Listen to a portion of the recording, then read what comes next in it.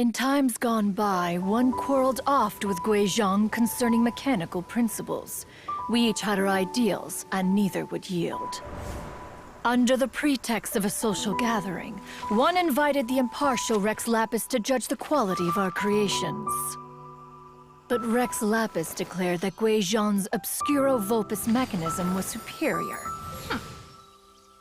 Though one was too proud to acknowledge it, in one's heart, one knew that Guizhong was indeed the superior talent in the mechanical arts. As for the story between Guizhong and Streetward Rambler, that begins with a certain bell. In Guizhong's opinion, while mechanisms were no substitute for human composers, they were yet capable of producing simple but fine melodies. But Streetward Rambler believed music to be an expression of the soul, an emotional enterprise that could never hope to be replicated by machinery.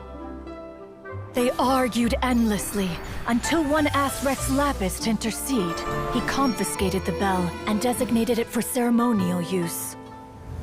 Thereafter, one would often find them convening in the mountains, discussing music, mechanics, and all the affairs of the mortal world.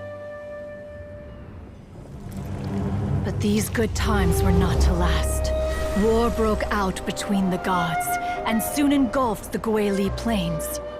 Guizhong was overpowered by the enemy, and fell in battle.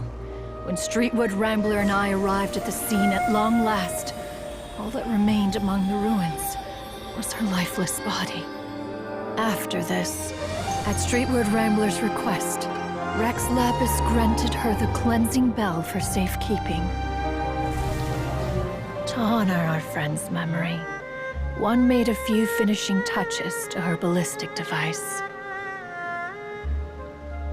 Many lantern rites have passed since then. Many greetings and goodbyes. Upon what do you gaze? The Guili Plains? No. It's everything.